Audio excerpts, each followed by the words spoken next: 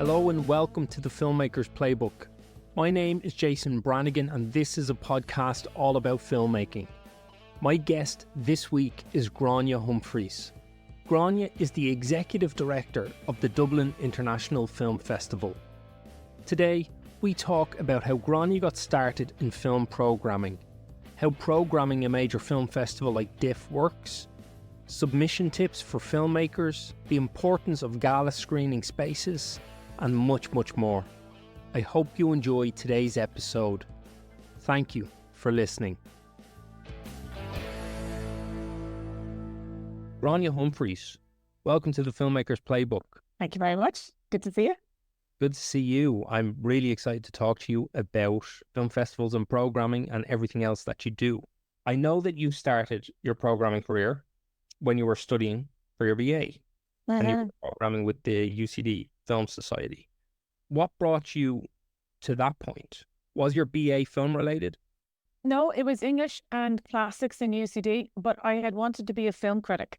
And so I was mitching off at secondary school, to go to press screenings with Maura Clark, who was then the film critic for the Gay Byrne show.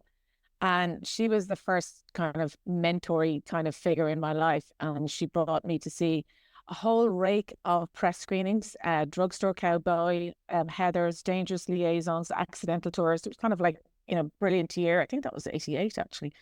So I kind of wanted to be a film critic, and I actually got a scholarship. I did O-levels, and I got an offer of a scholarship place in Manchester Polytechnic, which had a kind of journalism course. And then the film critics that I asked, and they were kind of like the kind of holy graces or whatever you want to describe them, the kind of Mount Olympus. So there was Kieran Carthy, who was in the Sunday Tribune, Michael Dwyer, who was in the Irish Times, Nicholas O'Neill, who was in the Event Guide, I think, or in Dublin, actually. And they all said, no, in order to be able to write about films, which is probably what you say to filmmakers, you also need to have a life.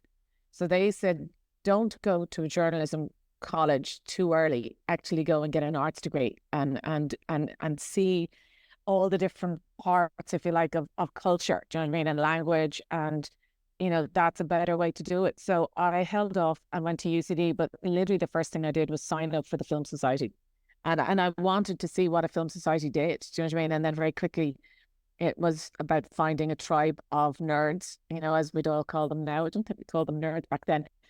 I mean, I used to carry what were then 16mm prints from the centre of town on the 10 bus out to UCD. I remember the 12 reels of Apocalypse Now, do you know what I mean, on a bus, because we didn't have enough money for a taxi.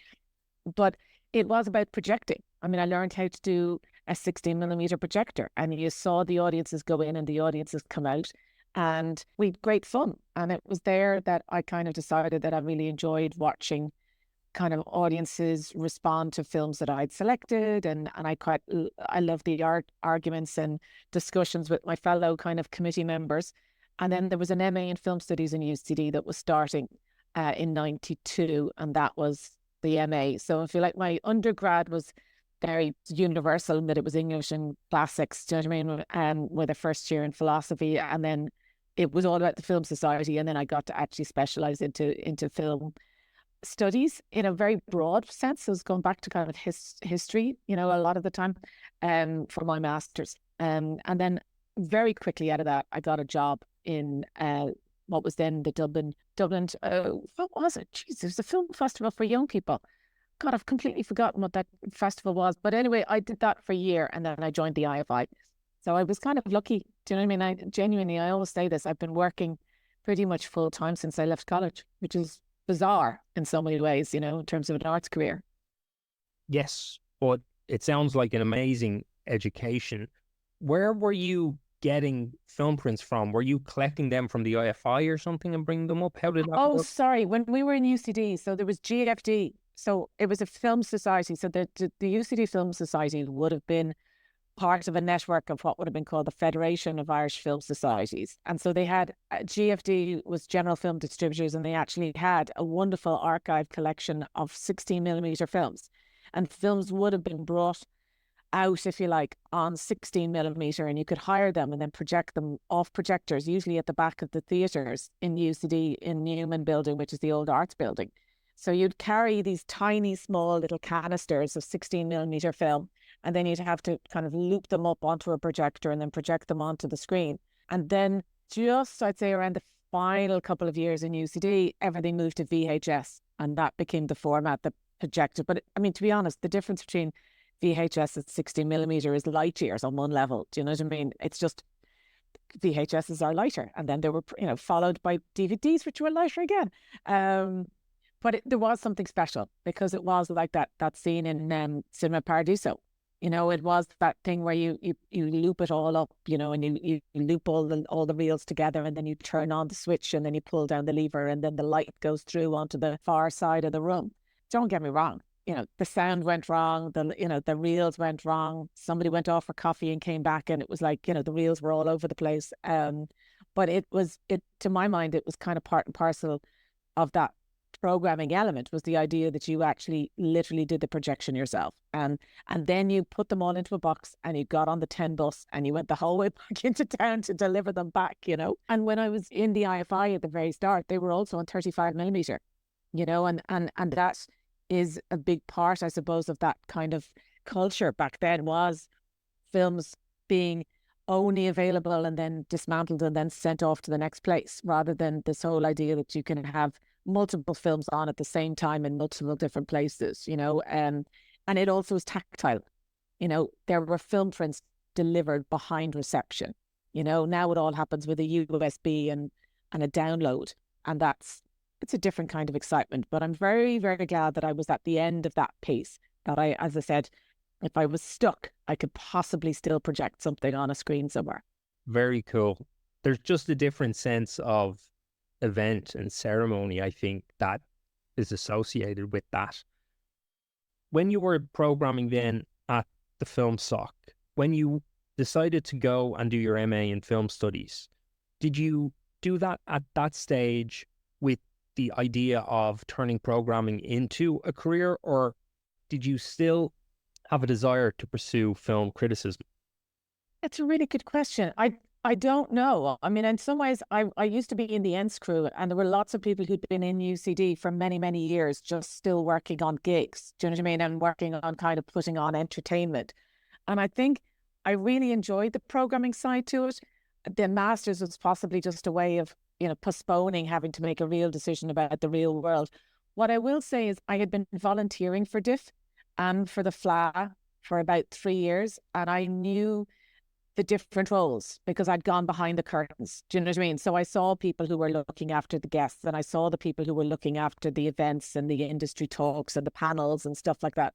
So I kind of knew that there were potential roles, but they were only, short-term gigs. There wasn't any way that it would be a full-time job. And in a way, that's what film criticism seemed to be back then. I mean, if you actually did have a job like Michael did with the Irish Times, you had a full-time job. But if you didn't, you were just leaping from one publication to another.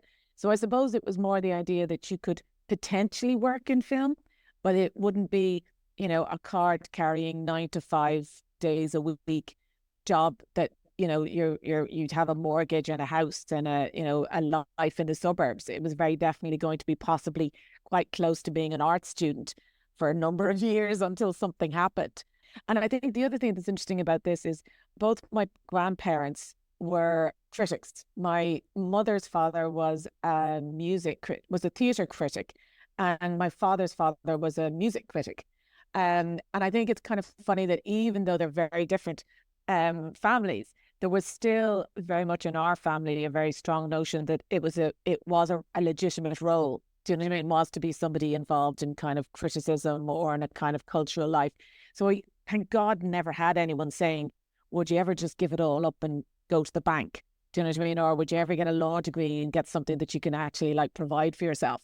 It was actually the opposite. It was very definitely it's very exciting. Do you know what I mean? Oh, you're there at different screenings, or you were working on certain festivals, and you may not have been paid, but there was nobody ever saying you should really be paid for this. Do you know what I mean?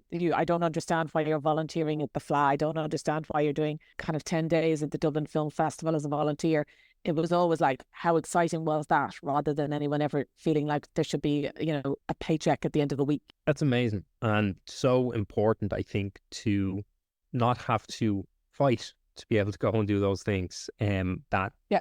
enrich you culturally, even if that wasn't something you were pursuing as a career. There's so much value in those experiences.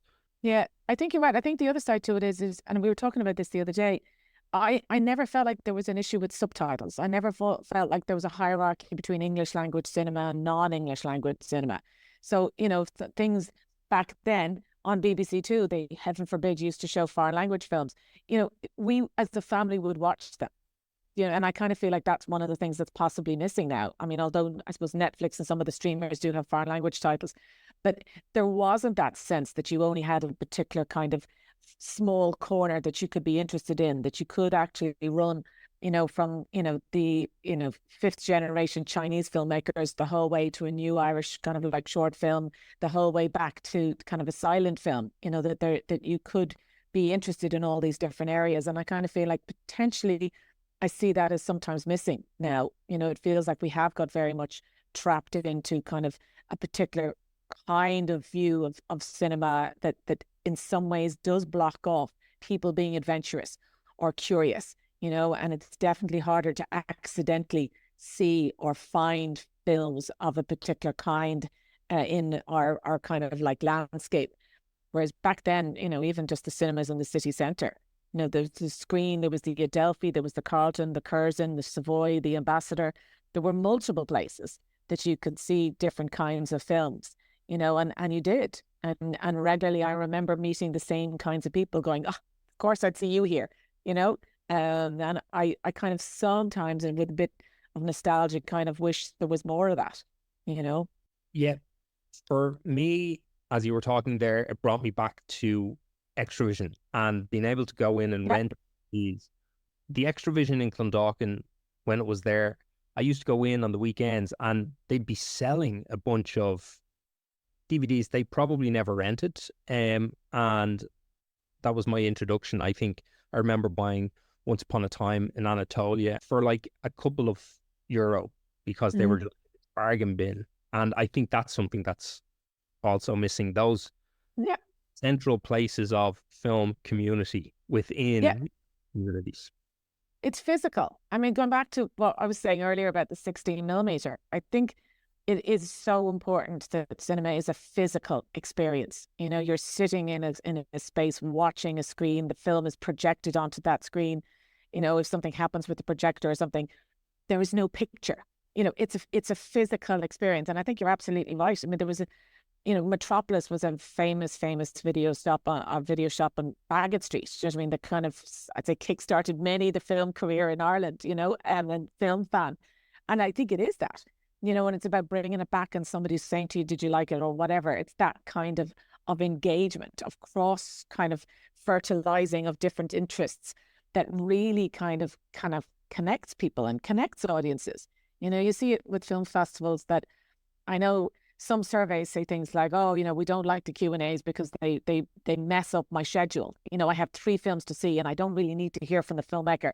On the other hand, that's actually what it is, for young filmmakers to see the person who made the film come out and talk about how they made it, or to see or hear about the actual process of making a film, turns it from an entertainment into an art form, if you want to, in that way. It actually reveals the kind of mechanism. It kind of, as I said, kind of pulls back until you can actually see the lighting and the structure and the budget and the shooting schedule and the issues and the challenges or the successes. Because I think so many people think it is something that you can see. You can see it on your telly anytime you want. You can see it on your computer anytime you want. And that piece where somebody, as I said, kind of brings a physical aspect to it, or a kind of additional level, I think is really exciting. And I kind of, I mean, we're doing something with some young filmmakers at the moment. It's a kind of series of talks, and they were set an exercise. A cinematographer called Tim Fleming set them an exercise, and they came back 15 minutes later having executed it perfectly. And I kind of thought, wow, that's how skilled this generation is coming up. We didn't have phones in order to be able to do all these exercises really quickly with. But that knowledge is definitely there for those generations. They just have to hopefully feel empowered to act on it, Yeah, I think there's an insane level of visual literacy that took many filmmakers probably a really long time Yeah, yeah. build. And 15-year-olds have it. Yeah. If I'm not mistaken, I think that the festival you mentioned before you joined the IFI, like a junior Dublin Film Oh, Festival. that's it, JDIFF. Yeah. It's the first JDIFF, yeah.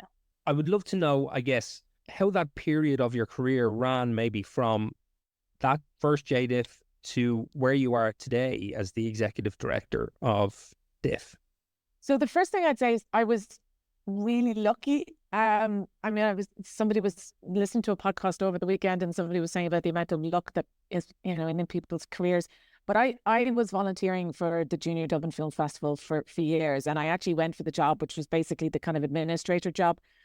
And I didn't get it, but the person who did get it then dropped out after a couple of months, and they came back to me and I kind of went, that's great. And they said, but we still want you to do the festival at the same time. So I kind of threw myself into it. And I thought one of the things that was great about that job is I was completely on my own. So I did the marketing, I did the PR, I did the programming, I was the administrator, I did the budget. And in a way, that kind of immersive kind of boot camp, if you like, was a really brilliant way to learn about all the things that you need.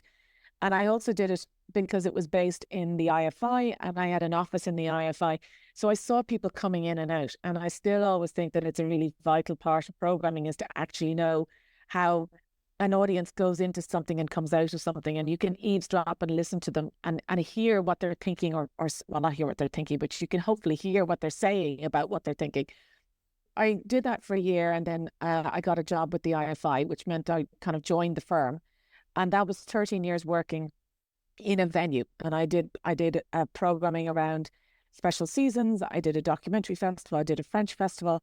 And it was great fun. And I genuinely really enjoyed it. I remember there were phases where it was mad busy and you'd have loads and loads of kind of different projects. And in a way, that was a really great learning experience because Pete Walsh, the late Pete Walsh, was working there. I got to go to Cannes every year, which gave me a level of education that I just think is invaluable. I mean, we're an island. We're very much way off, do you know what I mean, on the kind of periphery of Europe. We don't actually have anything like they have in Paris, for instance, where you can see nearly any film you want from the canon, do you know what I mean, at any time you want. And I was able to kind of literally, as I said, go to Paris and kind of see films, go to Cannes, see brand new films, hate them, love them, learn why I should love them, learn why I should hate them, and discovered a network.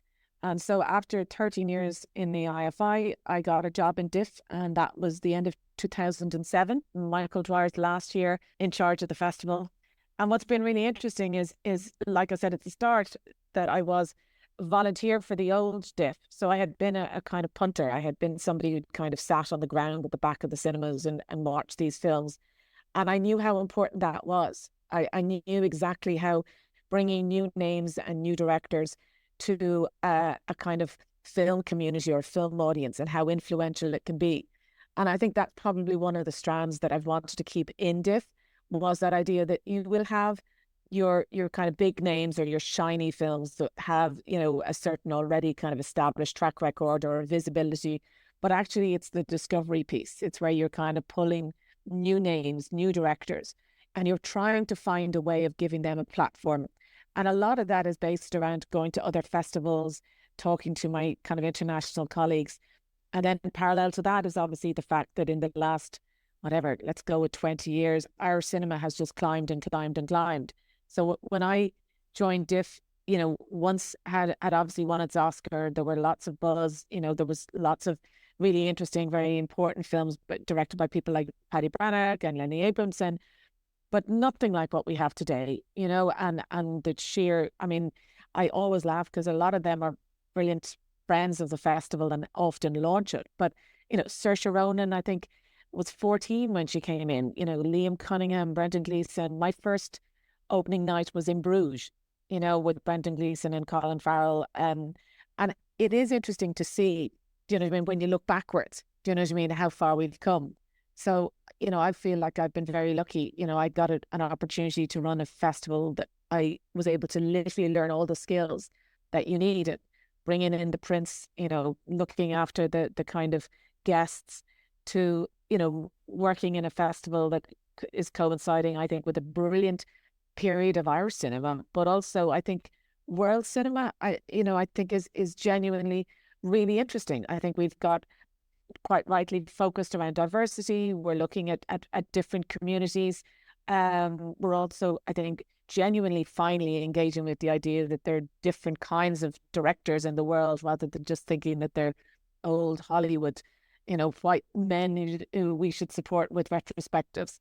So I think it's been quite interesting for me. As I said, I think I've stayed curious because of that. Do you know what I mean? I think if it had become a very kind of structured festival that had a certain number of things that had to happen every year, I think I would have found myself very bored and frustrated about 5 or 6 years ago. But actually, as I said, it's continued to evolve, and you can, in Dublin and the structure that we have, you can invite, friends that you meet or filmmakers that you admire, and you can just do that. You don't have to necessarily, as I said, find a particularly strong, regimented kind of structure to recognize it. You could just say, I like this filmmaker, I'd like to celebrate them. And I'd say actually in some cases that's the texture, is when you kind of move outside the kind of, I suppose, conventions to actually add in your own kind of pieces.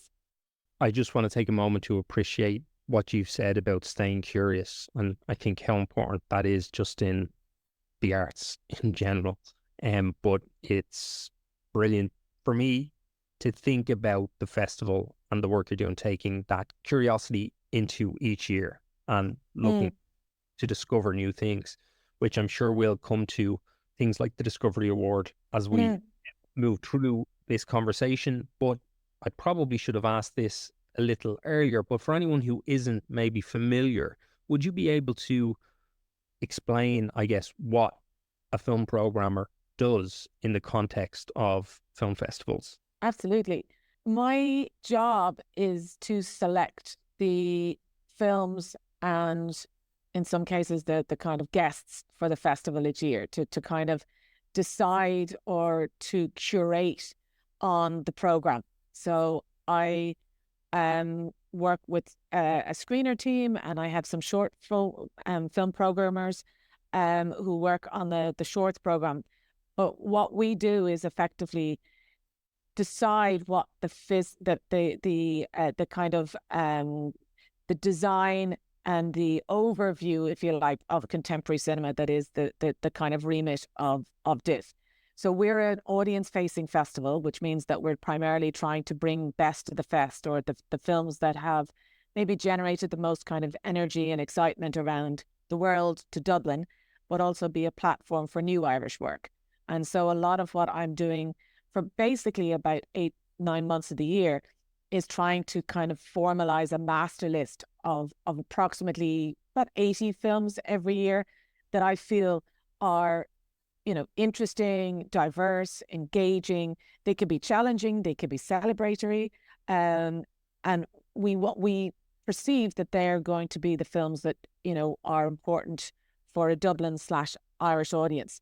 And what's fun about that is that, as I said, every year you're sort of starting with a blank canvas. You're kind of going, okay, with the exception of a couple of films that aren't finished, you literally don't really know what you're going to end up with the following year.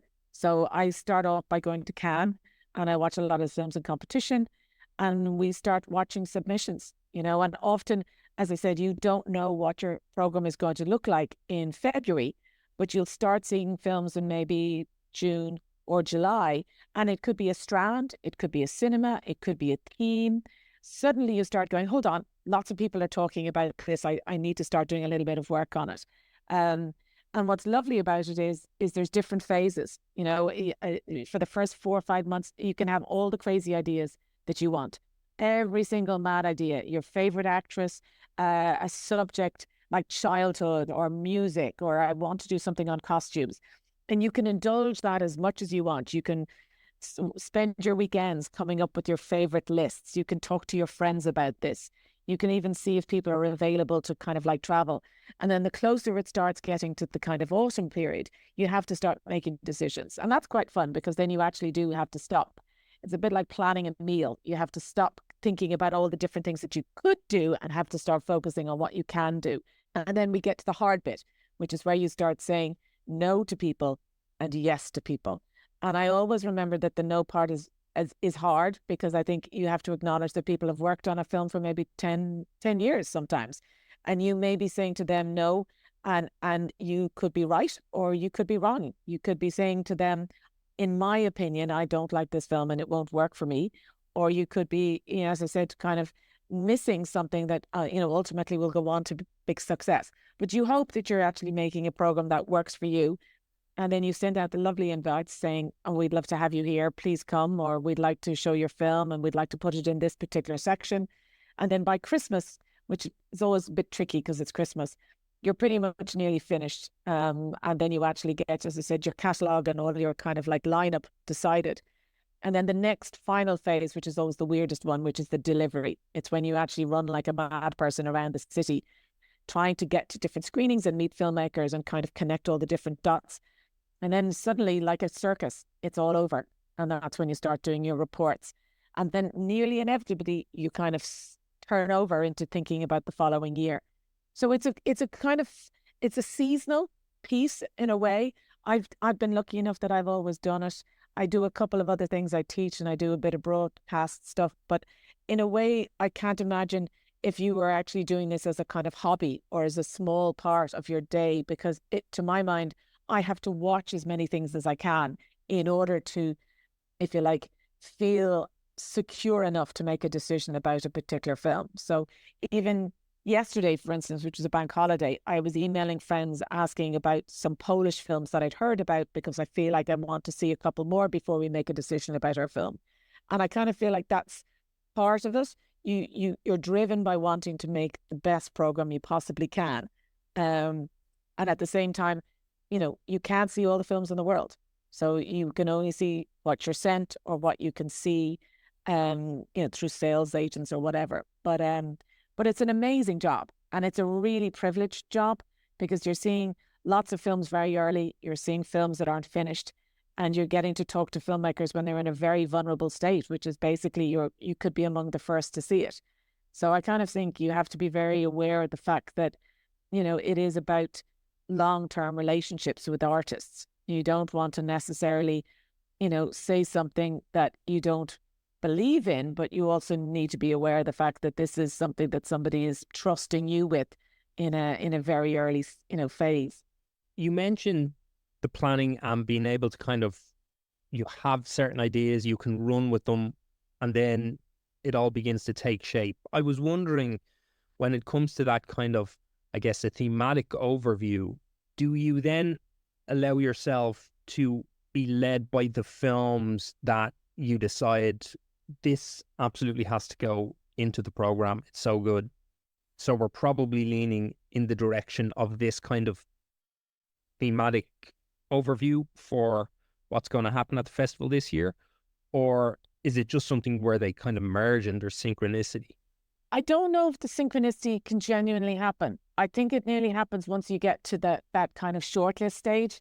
Like I find that, like I said, you can watch a whole group of films and then you'll suddenly go, oh, that's funny. There's a whole group of things about family, or there's a comedy strand that's kind of emerging. But I'm also conscious that, it's a capital city film festival. It has to appeal to a broad audience.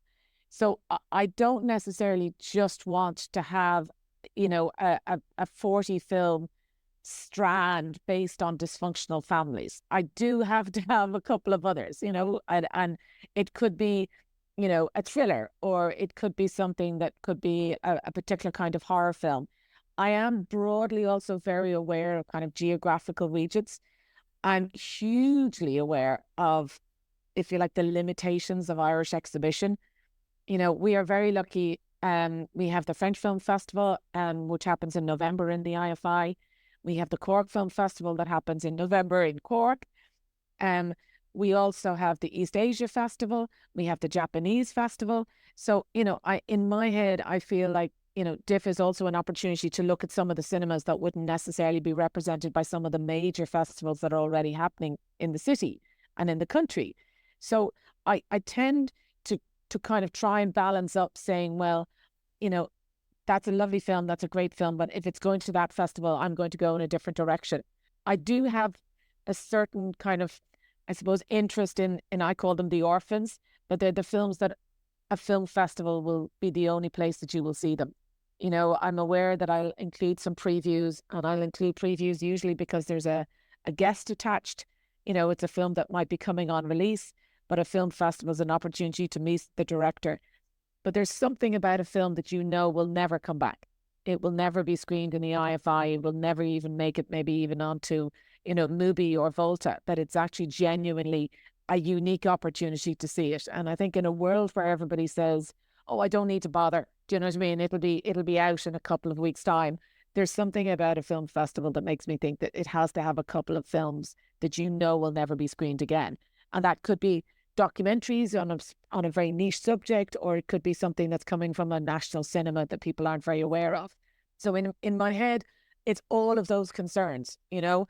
A good example, for instance, is I kind of got interested in Swiss film in the last couple of years, and it's been really interesting to see that that's something that genuinely has sort of blossomed, you know. Polish cinema, again, I have very strong contacts in Poland, and it's kind of interesting to see how that's changed as well. So suddenly it's about being aware. I remember doing a Korean film season about 12 years ago, and it was brilliant. It was absolutely amazing. But you were conscious that all of these directors should have been well known. And then literally about 3 or 4 years later, suddenly it was like, oh yeah, of course. Do you know what I mean? Now we're in Parasite, and you know, there's a whole familiarity. So some of the time you feel like you're making decisions because you want to include that talent, because you know that this is not the film that's going to win awards, but it's an early indicator of a talent that's going to be significantly important. And then on the other side, you're right. You find something that just works so perfectly for a theme that you're looking at, or a strand that you have, that you just go, absolutely, that's a no-brainer. I mean, you know, there's a film that I'm thinking about at the moment. It's a Belgian film. It's brilliant. You know, and the minute I saw it in Venice, I just thought, I love this film so much. I don't care if it doesn't fit in any strand. I just want to show this film because I want to see an audience respond the way I did, you know? And in some ways, those are the most annoying, because you keep saying to people, oh, you have to see this film, you know, and you become obsessed with making sure that people come out, you know, and I'm literally standing there with my hands on my hips outside Lighthouse One going, well, did it do what it did to me? And, you know, people are going, yeah, they did. Going, what? My God, she's a bit overbearing and controlling. But I love that, because I feel like that's not connected to an actor, or it's not connected to an Irish film. It's you genuinely wanting to see that you weren't alone in having that response. You know, as I said, that's the guilty pleasure piece. I love that. And it's also important films have champions. Yeah. I say to filmmakers, you have to be your film's champion, because nobody else will. But yeah, in film festivals, by putting a film into a program, you're suggesting that you considered others. I mean, our rate in DIFF is about 1 to 13. You know, that is a terrifying amount. And I'd say it's going to be higher this year because we have more submissions. But, you know, 12 other films were turned down just for you to get in, you know, and I kind of feel when you say that, you're absolutely right. And champion is absolutely the right word for it. Yes. And I recently sat in on one of the DIFF circle talks, and you mentioned that thing actually in that conversation, which was filmmakers need to champion their films when they're at festivals and when they are screening. Don't be talking about your film like, oh, I made this little film and it's playing here. Be big and make sure people know about it. Yeah, absolutely. I mean, there's nothing, and I get it. It's that thing that people don't, they want to be modest, they want to be shy, and it's like, I'm sorry, you picked the wrong art form. Do you know what I mean? You can't. If you say to an Irish filmmaker, what's that like? And they go, it's okay, I didn't have enough money, the music isn't great, but it is what it is. I mean, I'm losing interest as you're speaking. Do you know what I mean? What you actually want is someone who goes, I'm really proud of it. I think it really works with an audience, and I think it'll make a really important addition to your program. I mean, now I'm actually going, well, do you know what? There's somebody who's actually decided that the only way to make this film connect with a programmer is to make it sound something that they need to see, you know? And we have a lot of filmmakers and the short filmmakers predominantly working on our screeners program with us. And the thing that they always say is they had no idea when you were starting to watch, in an industrial way, a lot of films, what exactly happens to you. And one of them is, there are so many films out there. How would we make ours distinctive? And I think, you want to believe that you have made a great film, but you have to understand that there are many, many films that are being made, and nearly every subject has been done before. So what makes yours different? And it could actually be the fact that you've got lovely pictures, you've got lovely images, you've got a great title. I'm always arguing that what the world needs more of is good comedies, because honestly, if I wanted a long, slow, boring film about poverty, pain, and why we should all just give up, I can get any one of them anytime I want. Shorts, docs, features, from any part of the world. It's the most prolific maybe or popular subject. Whereas actually a lovely, short, wonderfully witty, warm, enthusiastic kind of comedy film has huge universal appeal, and is also one that makes you feel good. And if you've been watching those long, slow films about pain, it's amazing how you'll actually stop and go for a cup of tea going, oh, that last one was great. Do you know what I mean? Oh, and it's only short as well, My biggest pet peeve at the moment is that everybody's making 2 hours, 20 minutes films, which are just, that's fine for one film. But if you're looking at 4 of them in a day, turnarounds are impossible. Cinemas don't like them. Audiences don't like them. And I feel like going, come on, filmmakers. If you can't make filmmakers and audiences and cinemas, you can't get them on your side, you're ruling out 2 very important constituencies. Yes. What is the difference then between programming shorts and programming features? Well, I did a festival in Norway recently of shorts, and my head exploded. I actually found that I couldn't move between the subjects with the kind of speed that my short programming colleagues can. I actually found it overwhelming. I found that there's a huge number of films. I think you are probably going to be more schematic than I think it's possible. Well, I think shorts by necessity are quite schematic. I think you can find themes, and I think because the numbers are so big, I think you can find numerous quality. I mean, the quantity of great or even just competent short films is huge. Whereas I think with features, I find there's a lot of dross. There's a lot of terrible films. That the commitment of an audience is for a feature. So it's easier to make a decision as to whether something is in or out in a way, because all I have to do is imagine, will an audience sit through this for 90 minutes? With a short film, even though there's more numbers and quantity, I think you can say, I can include this because it comes from a particular perspective and it's only 5 minutes long. But I personally think my shorts colleagues are amazing, because I find that the sheer number and volume that they're watching just literally I can't do. I also think the difference to my mind, and I'm very aware of this living on a small island, is there's a very strong, very vocal, and they're amazingly, talented short film community. And I think they have a lot of different festivals to approach. I think they actually have great potential. I think you'll see even just the Oscar nominations, the Oscar campaigns, there's a lot of success. I think the Screen Ireland shorts, the Virgin Media Discover short films, for instance, that there's loads of different schemes, the Kerry County Council, there's lots of different kinds of places for shorts to go to. And I think there's beginning to be a network, I mean, I know it's still tricky and problematic, but Galway has a lot of shorts. Cork has a huge number of shorts, and we have about 9 programs in Dublin, but that's nothing compared to the others. But for features and for docs, it's still quite limited. It's still quite tricky. I think I'm very aware when you are talking to people that, they are struggling to try and, decide whether or not it's feasible to get a release. A lot of the time you look around and you're seeing people who are saying, well, I'm going to do it myself. Swingbout, for instance, had a very successful, release. But, that was pretty much, a fantastic producer and their team basically kind of getting the film out there and getting them, into press and getting them into, venues. And I think that's the interesting thing for me, that I'm aware maybe of the potential for shorts to find somewhere else to screen, but with features and docs, of how limited and in some ways narrow the distribution, if you like, circuit in Ireland is, and that, it is tricky and it is hard, and you do need reviews. If you have a small self-funded documentary, DIFF is a real advantage. You can get reviews, you could potentially get some kind of industry awareness, you might even get an audience award, which will then allow you to build some kind of international reputation and hopefully some international festival screenings.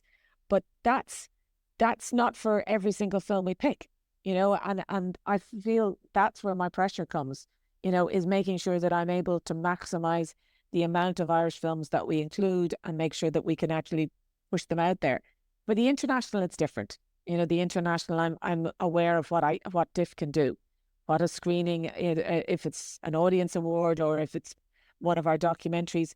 I am thinking about the ones that I think are going to work for the audience. So, I am aware that I might turn down 2 or 3 films that, would maybe have been sure things, but I actually just feel like I don't necessarily think that I can deliver what they maybe want. I would also say that our media landscape has changed quite dramatically, and it's getting increasingly conservative. It's very difficult to get coverage for some of the more niche programs. You could do it on social media, you could do it online. There's Film Ireland, which is hugely important. But in terms of who you can get on kind of like radio, or who you can get on television, it's always been narrow, but now it's really tricky. And I think that's a really interesting thing. People have to be aware of what they can do in order to get that awareness out there. And in some cases, that means you may or may not take something. Okay.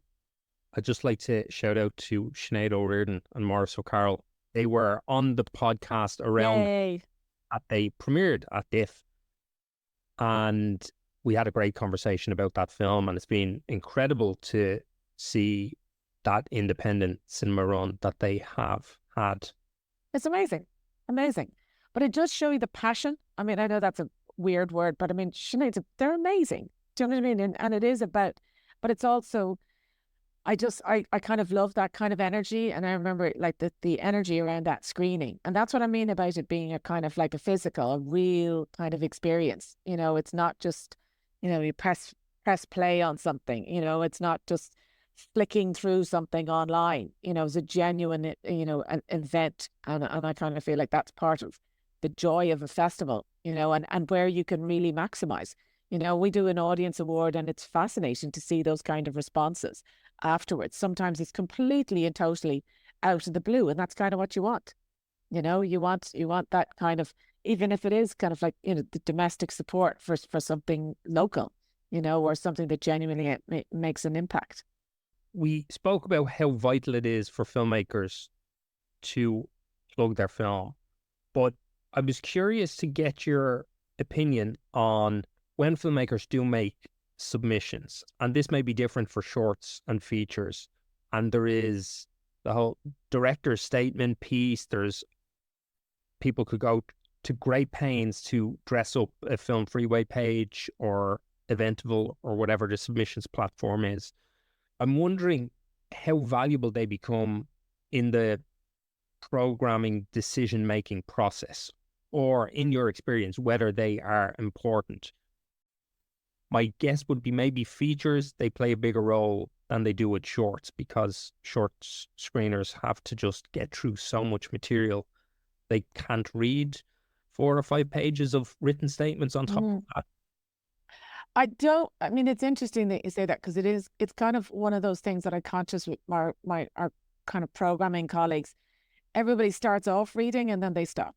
Do you know what I mean? And I also think that you're also aware that the audience, for the most part, will be watching it in real time. So you want to try and imitate what they will learn about characters or what they learn about particular sequences.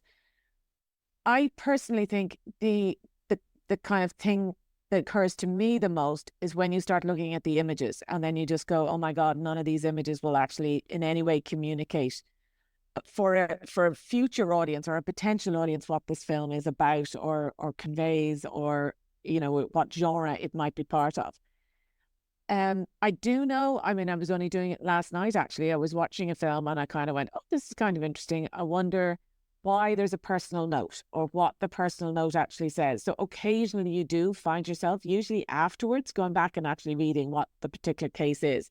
I mean, like many a filmmaker, somebody has like 15 paragraphs telling you something that you could, already work out in the first, sort of like 3 minutes. So I kind of, that's kind of funny, but the other side to it is it is really helpful from my point of view is to see if it's been to other festivals and what those festivals are, and if it has particular kind of like awards. There was one short that we were talking about, I think about 2 weeks ago, and I thought, well, this is really interesting. I really liked it. Somebody else didn't like it. And I was kind of, impressed by the awards that it had gone. It had, if you like, it had achieved in the different festivals that it had been to. And I kind of feel like that's, the other side to it is that once you get down to, what are the last 3 or 4 that you're looking for, you will probably go with one that has a very strong audience response. I think, it's a terrible thing to say, but we have a number. DIFF isn't necessarily we don't have too many, unless they're Irish, world premieres. So a lot of our films have actually played in other festivals, and it is genuinely interesting to see the ones that have played in particular festivals and see if they actually, as I said, kind of work for a Dublin audience. The other side to it is that once you say yes to a filmmaker and say, yes, we'd like to show it, we use pretty much all the materials that they have on Film Freeway for the program, for any kind of like press materials. So, if the quality isn't there, then you're kind of like worried about exactly when it will be made available or not. And I know from teaching students, they don't want to have decent pictures because they think they'll have to pay for a photographer to take them, so they kind of think, no, you can just, what was it they all say? Can we just have a couple of kind of like, photos taken off the actual, off the actual film itself? And you're like going, no, please no, this is not what you need. What you actually need is something that, going back to the original conversation, that sells your film. You need to actually have photos that connect whatever the film is about with an audience, that they're able to go, wow, whether it's even just a young child with a balloon or something like that it actually sells, rather than what you can have, which is just dreadful images that may or may not actually just be, behind the scenes or photos of particular actors. But I think I've always said that the thing that sells films the most is the name. And I think people don't seem to think that at all. If you actually are aware of the fact that, often if you talk to our box office team, I love the fact that they often, are asked, what film, would you recommend? And they say 3 film titles. And it's amazing how it's one of those titles is the one that the audience will just buy tickets for, because the title is what they're attracted to. They don't need to know that it's a horror or that it's a melodrama or that it's Polish or that it's 97 minutes long. It's literally just the word. And they go, oh, that sounds really interesting. I think I'll have 2 tickets for that. And I think it's the thing that people don't necessarily think about. I think they kind of don't think about the name of the title as much as they could. But it is something that I do. We had a friend of mine from Dock, New York, who said that he always reads the cover letters, and everybody in the rest of the panel went, no, we don't.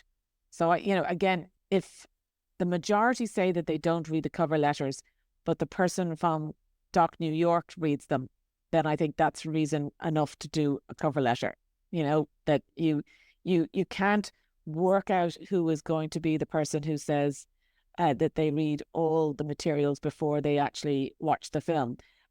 But all it needs to be is one of the main film festivals that picks your film. So you have to, if you like, work on the basis that you're going to be trying to create no reason for you not to be on the short list. You know, you have to answer every single potential reason for a programmer to say no, and make sure that you have everything that they could be thinking about in order to include the film on your festival. Amazing. Great advice as well. Thank you. And just to go back to what you were saying about images, it kind of marries with that, what you were talking about when it comes to actually watching the film. Do the pictures tell the story here? And I guess ideally that's what you want those images or a poster to do as well in that sense. Yes, but I'm also conscious that the images that we are using, we put in a catalogue or we put on our website. And ultimately what we're doing is we're trying to get people to buy tickets to see them. Now, I'm very aware of the fact that, you know, you can have images that, you know, completely and totally, you know, match, if you like, the subject or the genre that you've made. But often they don't sell anything. Do you know what I mean? They don't give an audience any sense of what they're actually, you know, going to see. And I think if you have a great image, you can use it on so many different, you know, parts of your film's career or industry, you know, material, or, you know, main kind of publications like the Irish Times, etc. And I think that's what I'm really interested in, is the idea that people feel like they have to be loyal to the subject rather than necessarily realize that they actually could very, very easily get more awareness and more visibility simply by just having a really good picture. In Irish, one of the things that always annoys me is the amount of Irish films that have a picture of two Irish people walking down a country road from behind, right? Which does nothing. I mean, it doesn't give anything to an audience. And yet I know people say, oh, well, it's really important, you know, because I don't want to, you know, remove, you know, any kind of important parts of the story, or, you know, in any way kind of give an audience maybe too much information. So in my head, I kind of feel that we need people to genuinely think about their images as a way that they can connect a general audience, rather than automatically thinking that it's just basically, you know, their best friends or people that they were in college with or did a film course. You know, if you look at film festival programs, you can regularly see that the internationals have put just a little bit more time or energy or you know, some cases resources into an image, but you can see how well, you know, I'm just thinking about the international Oscars titles, and you just go, wow, this is amazing. You know, something that would be maybe a small film that we would show, but actually has, you know, an incredible it's a combination of images, materials, and electrical kind of documents that they actually give, that I think is really important. I think it's genuinely just one of those things that, you know, Irish filmmakers do just need to realize that they need to be professionals about producing materials and making sure that they, you know, again, like I say to someone, it's a bit like, you know, having your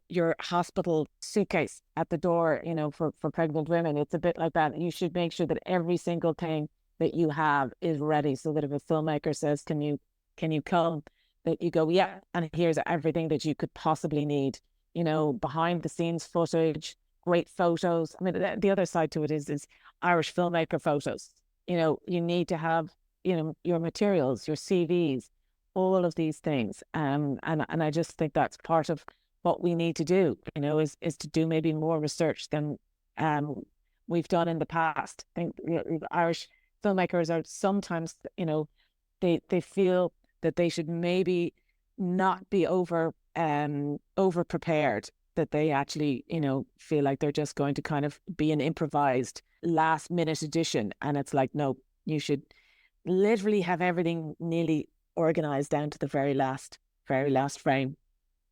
So I was going to ask you next, did you have any kind of pet peeves, or are there common mistakes you see or have seen over your career that filmmakers make when they do submit?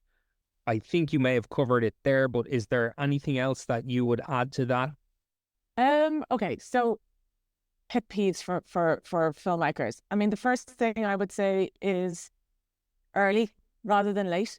So I will always say that you should be sending your film in as early as you possibly can. The last couple of weeks before the final deadline is when you have very stressed, very tired programmers who, to be honest, have probably made a lot of their decisions. And at the moment, what they're doing is just trying to find ways of removing or finding rationales why they can't include something rather than actually including it, because they're probably at this stage looking towards creating their schedule, and they'll be trying to say, well, we've got enough comedies, we've got enough thrillers, we've got enough films about the Holocaust, we've got enough kind of like, starry films, we've got, too many short films, we've got too many documentaries about, rivers in Africa, whatever.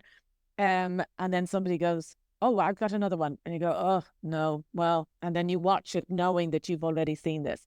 So I would always say, try to get something in as early as you possibly can. We've already talked about pictures, just make them as good as you possibly can.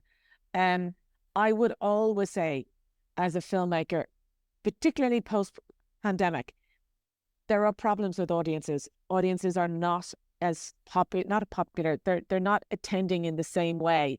So anything that you can say to a festival that implies that you might be bringing an audience or that you have something that has a social media campaign, I think that will actually really work.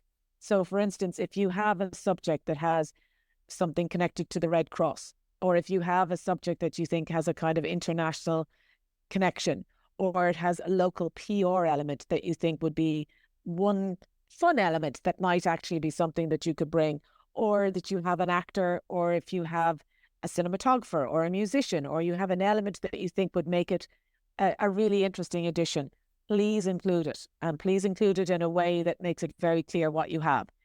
So, a programmer is then looking at it and going, oh, that's kind of interesting. Oh, I never thought about that. But there is a producer who is able to communicate about what they have. And I would say that for features, docs, and shorts. If you have something that's really important, don't bury it in the credits. Make it overt. If it's, for instance, if it's something that's connected to an anniversary that might happen during the festival dates, for instance, something like that. Or even if you say something like, I know that you showed this film 3 years ago and this is a similar actor, etc., etc. It's purely a combination of revealing that you have the capacity to look and research, but it's also, as I said, connecting with the idea that there is something that potentially press could connect with. So, showing that you're well prepared, that you have the materials that you need, that you consider that a festival is worth it so that you apply early. And we could, if we wanted to, talk about waivers. I think waivers are a really tricky thing. I know that we have a process where we ask people to identify why they want a waiver. And we always ask them, what is the reason or what is the thing that Dublin Film Festival can give you which makes you want to apply for a waiver? And the amount of times where people don't actually even read that sentence and they just give us a cut and paste line. So I will just pass this on as what I would suggest. When you were asking a festival for a waiver, I would suggest you identify why that festival is important. Because every festival, unless you're talking about the fraud ones, the fake ones, is run by a group of programmers and a group of organisers who are genuinely committed in trying to produce a film festival or an event for filmmakers and for audiences. And they aren't a cut and paste. They do something that's different from another festival. So if you can make an application or a request to them that basically says, I want to go to Dublin because my father's from Dublin and I have made a film which is about his childhood, and I think Dublin's a really good place to see this film, and we feel like we'd be able to bring members of his school friends or whatever to the screening. I actually genuinely went, that's a good reason. That is a good reason because you've identified what the connection is with Dublin. If you just give me a paragraph which is a reference to the diversity of world cinema, then I know that you actually have not paid any attention to what DIFF does. So I would say, if you can, to personalize your kind of applications. The other thing I would say is please, please, please do not have a few drinks on Friday night and start sending, making applications to any film festival that you appeal to, that appeals to you on Film Freeway. Please spend some time, do some comparisons of films that work with yours, and then go and see where those festivals went, and then think about where you would like to go and where you think would work for your film. But please don't spend 500, 600, 700 quid on a bunch of film festivals that might be at the wrong time of the year or have different kind of world cinema kind of conditions or premiere status, just because you feel like you need to start getting, a festival strategy in place. So, that last statement is really around research. If you can find a film that is somewhere similar to yours, see where that went, and then using that, try and chart a festival strategy that will work for you, whether it's international and Irish or Irish and then international, but that gives you a kind of, 8-9 months of festivals that you think would be interested in your film, rather than, as I said, having a couple of glasses of wine or a couple of beers on a Friday night and just applying to, 10 festivals and hoping that they will look at your application and, come back to you. Because it's a film festival world made up of programmers. Most of us are nice. We're not algorithms. We're not silos. We're individuals. And yet the biggest peeve for me is that people think that we are just an algorithm, and that we are not watching your films with, curiosity, or that we're not able to respond to something because of a really beautifully written cover letter. So I would say, if you can, try to remember that there's individuals reading or watching your film and try to appeal to them. I was going to ask you, what did you think one of the biggest misconceptions around programming was? But it sounds like that may be one of the biggest misconceptions that you encounter. People think that their films aren't being watched or that they're just being ran through. Yeah, well, they're not. I mean, there's many festivals where they don't. Do you know what I mean? I mean, there's people who, regularly will only watch 10 minutes or 20 minutes of a film and that's it. I mean, I would say to most people that's true. A lot of people don't, which is why the first 10, 20 minutes of your film is really important. If it's a short, then that could be the entire film. But if you're making a feature, the amount of people who say to me things like, oh, well, I don't really like the beginning, but it's a really good second and third part. And I go, well, that'll be too late. Do you know what I mean? By that stage, people will have made their mind up. I think the other side to it is, I know a lot of people want to go to Sundance. I know a lot of people want to go to Cannes. You need to be really honest about what you actually have, what kind of film you've actually made. And, I have a lot of programmer friends and they're great fun and they have a great sense of humor. And as I keep saying to people, they have their own interests. They have the things that they like and dislike. And the nicest part of being a programmer is meeting new talent and meeting filmmakers and trying to find ways of kind of supporting each other. So if you want to talk to people, choose it in the 2 months after their festival is over. Ask them before you have a film what you're interested in, rather than just presuming that if you send me an email, and I will get emails. My favorite one, Jason's favorite one, is somebody who sent me a new film on Christmas Day. And that's part of it. You've got to try and understand that it's not, like I've said, like it's not HAL from 2001. It's not some large computer system. It's actually made up of lots of people who genuinely want to try and do something and be supportive. And then the other thing is, like I said a while back now, is we get it wrong. I mean, we love to think that we get it right, and we'll definitely write you articles and letters saying things like, this is the best program we've had and we've got a fantastic lineup of films. But occasionally we get it wrong, and we do miss out on films. And regularly, filmmakers should feel like we've missed out on an opportunity to show something. But I would say that programmers also are watching, sometimes 1,100, 1,200 films a year. So I will always stand over the fact that I've watched a lot of films. I mean, if I'm turning down a film, a lot of the time I'm turning it down on the basis that I've watched a lot of other films and I'm making my decision based on that. And I'm very aware of what kind of films will play in Dublin. But in other festivals, that might not be the case. But the best thing to do is to remember that it's not just around one film. We're hoping that you'll make another film. And if we get it wrong this time, that you will come back to us for the next film. And ditto, that you do create a relationship. And that's based around, being understanding and fair, not asking immediately for feedback, that if it doesn't work out for this film, it could be because I already have 17 films about Mongolian goat herds, and your film was just the last film. But your next film is something I'd really like to see. And you remember that it's about relationships. It's about being able to ring somebody and saying, I've got a film, I'd really love you to see it. It's not going to be ready for another couple of months, but we'd love you to keep it in mind. And those kind of relationships are the ones that I really enjoy, because you do feel like there's something year on year, that you're showing new work from filmmakers whose work you've supported since they were a short film maker. That's really exciting. Yeah. What are some of the challenges off the back of COVID and the downturn in films being made?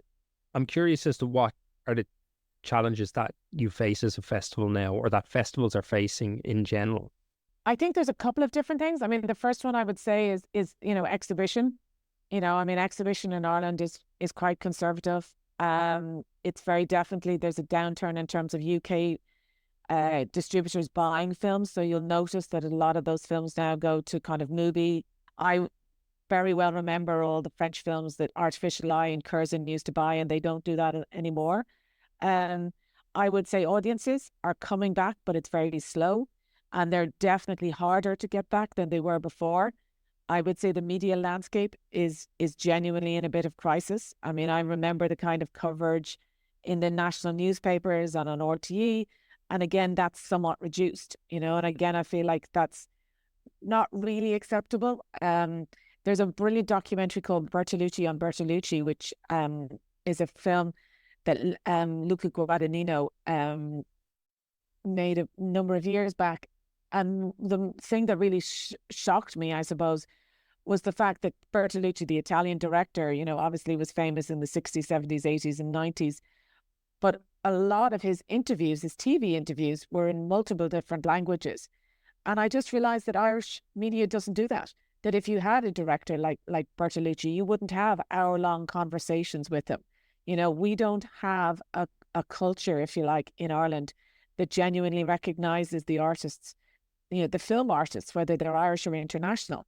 And that's a real shame, I think, so that when you bring together a showcase of kind of international cinema, that we don't necessarily have the same way of promoting it as you would in maybe a country like France, where they would have television programs that would devote an hour and a half to a new film by an international filmmaker.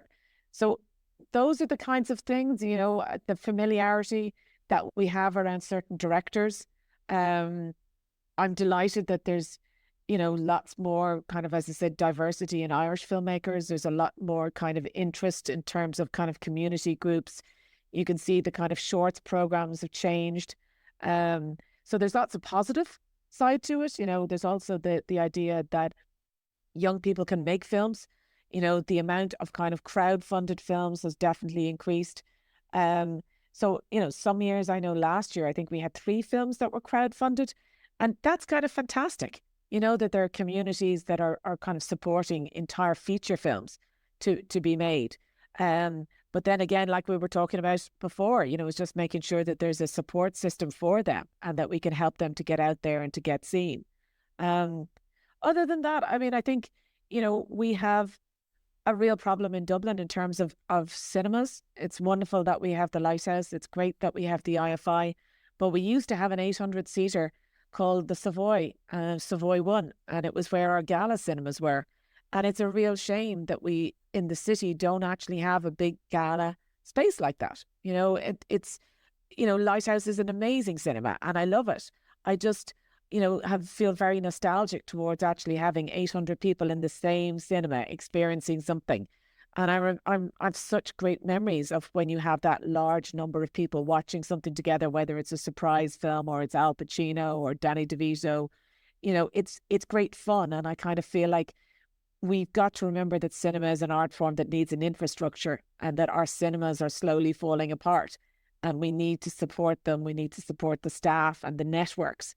I keep saying it's fantastic that we've got so many Oscar-nominated Irish films, but we need to be very careful, otherwise we won't have any Irish cinemas to show them in, you know? So those are kind of the areas that, I think of. I mean, our Irish industry is flying at the moment, there's a huge profile and visibility amongst our kind of international colleagues. They all know all the talent, they know all the filmmakers that are coming through. You can see it with the films that are going to Sundance, that are going to Cannes, household names.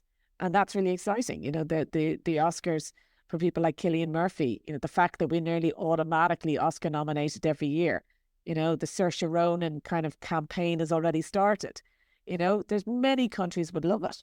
So I just feel like we have to make sure that we maximize it rather than we kind of accidentally, do you know what I mean? Modestly say, no, don't worry, and then it'll move on and, it'll move to Mexico or back to Spain or on to Italy or something and leave us behind. Very much so. And for anyone who hasn't been in a gala screening, the first time I went to gala screenings was in DIFF in Roy Thompson Hall and the Princess of Wales Theatre. Yep.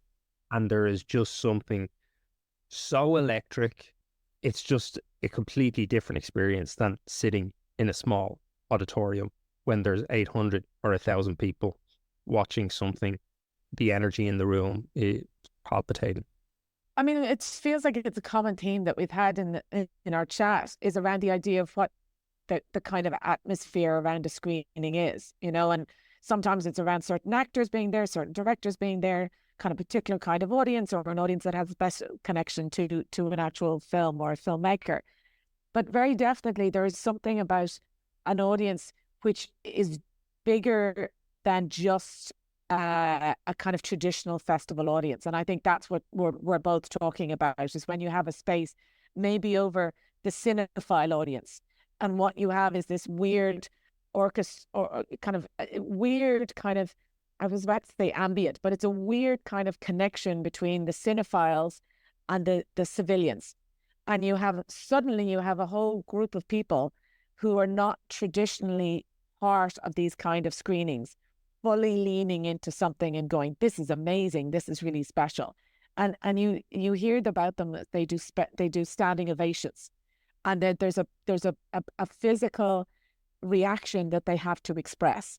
And that's what's really exciting. I mean, those kind of gala screenings is when you have a standing ovation, people just... So, I mean, we did a screening of The Raid years ago in the Savoy, and there were 2 standing ovations during the film.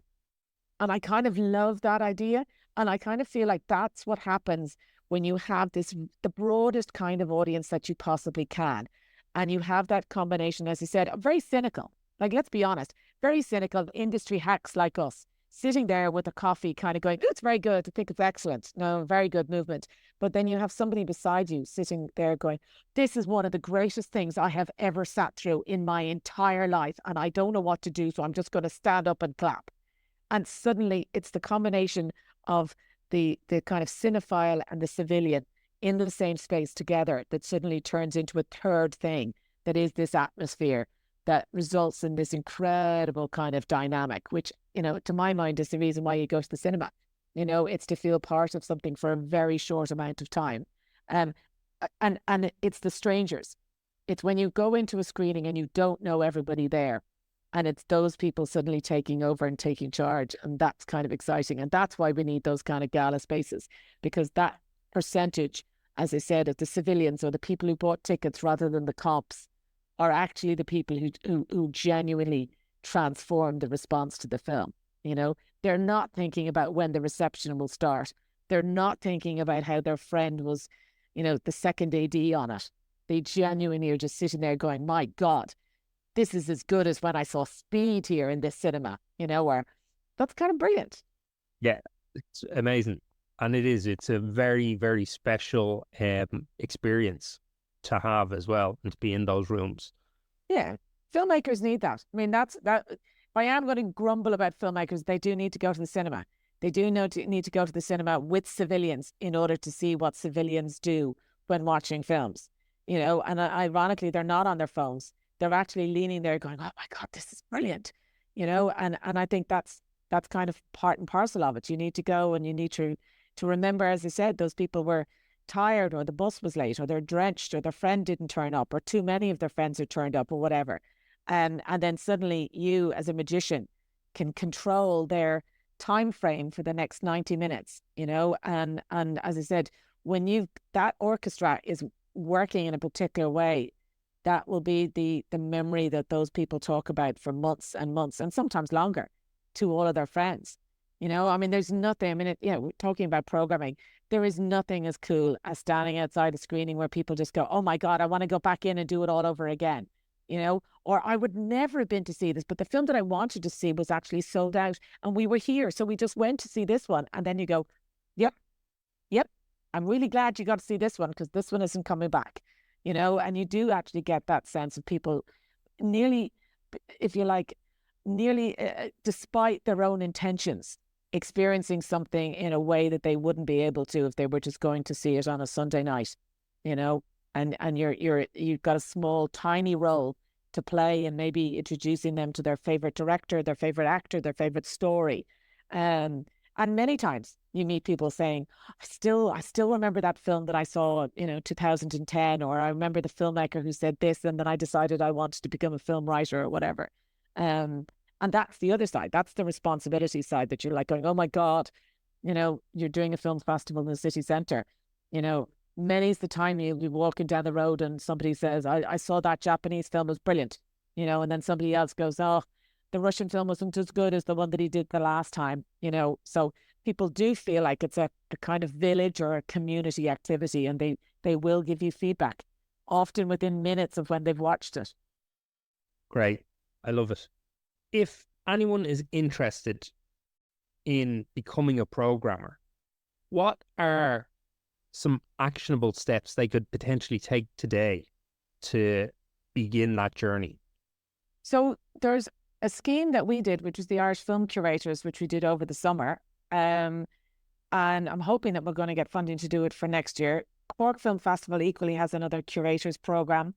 We also have our screeners program. So often film festivals are looking for people to watch films, to help them shortlist films. If you're interested in that, I would absolutely keep an eye out on, as I said, the film festivals, probably the bigger film festivals that actually probably have the capacity and the number of submissions. So that's one thing. The second thing is Letterboxd. There's numerous different kind of like sites that are interested in kind of people's, opinions and interests, and you can see who your tribe, like I mentioned about the Film Society and UCD. So I would say that's a really good place. Volunteer. I started volunteering in the Dublin Film Festival. I think it's really important. I think it's very easy to say, I really want to do this, until you've actually done it. And then you may not want to. Film festivals are busy, they're stressful, there's lots of audiences, but there's always something magical. Something will happen and you'll go, my God, I can't believe it. I was standing giving programs out, or I was helping tear tickets, and then suddenly something happens and you go, my God, I'll never forget that. So I think it's really important. It doesn't have to be DIFF, doesn't matter where people are. You can find a festival that's close to you. I think there's over 50 festivals in Ireland. So, that's just in Ireland alone, there's loads. But also the idea that, you can just start watching as many films as you possibly can and go to see films. I love when people say I'm a season ticket holder and I've been to see a lot of films, or I'm interested in a particular kind of film. There are cinemas, but I'm very conscious that a lot of these cinemas are running on very small sort of skeletal staff, but see if they're interested in somebody working on a shorts program for them, or a particular interest. If you have an area that is the one that you're really interested in, it could be documentaries or a particular kind of feature film, put together a program and see if somebody might be interested in screening it. Those venues, cinemas, are just that. What they're always looking for is somebody who's coming with an idea that will bring a new audience or a different kind of audience. And I teach a class in UCD, and the students have to do a double bill. And I'm always fascinated by when their double bill project is final, of how they are targeting a new audience. 18 to 25s are a really, really important age group. So if you can justify or explain how you would get that audience to come to a venue, the venue should be jumping up and down and saying, yes, please, we'd love to help you. As I said, audiences are slow to come back, post-pandemic. So, if people have the drive and ambition and the kind of energy levels, it's worth actually designing something and see if that works. Amazing. What then do you think are the qualities of good programmers? You obviously mentioned earlier you're intentionally maintaining curiosity as an example. Michael Dwyer used to say when he was in Toronto that he was still excited when the lights went down in festival screenings. And I think that's really important. I think the cynicism and the knowledge will kick in after about 15, 20 minutes when you kind of go, oh, it's not as good as his last one, or I don't really like this, or such and such is miscast, or if I leave now, I can get to see something else. So I do think the curiosity thing is a really important thing, the kind of energy levels. I think cynicism is a terribly sad thing, but I think it does hit everybody after a certain amount of time in a particular job. I think there is an aspect to the role that's about taste. And I think if you can work out what your taste is and then try to compensate for the areas that are not in your taste. So for instance, there's only so many areas that I can watch. I'm not particularly good in horror. So I always say to people who are horror experts, do you know what I mean? Please have a look at this and tell me what you think, because this is not necessarily an area which I'm particularly knowledgeable of. I'm just too scared to watch the new ones. And I think you can't pretend to know everything all the time, even though I think a lot of people would quite like that. Again, going back to this idea that you're like some, kind of weird god sitting on top of a space saying, I will be the judge of your film. I think the other thing is see as much as you can, travel to festivals or watch as many things as you can. I think it's really important to try and see new work as much as you can. I mean, there's so many films being made. You could spend all your time just watching films made by people who've already established quite strong careers. So, trying to sort of put a certain level of responsibility. And I would even attach to that is see films that are not necessarily ones that the subjects are of interest to you. I think we all start doing that. I mean, I've already said the names of films are really important. And I would say that that's the same case is watch some films whose titles don't appeal to you and let the filmmaker potentially change your mind. The other thing is just to remember that, where you work and where you live. So you have to go to the cinema in Ireland and you have to try and stay very current with what's happening. You have to feel part of a community.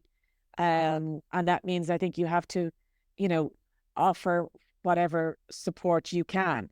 I think that's really important to me, is the idea that we're all in it ultimately to create greater opportunities for filmmakers and greater opportunities for audiences.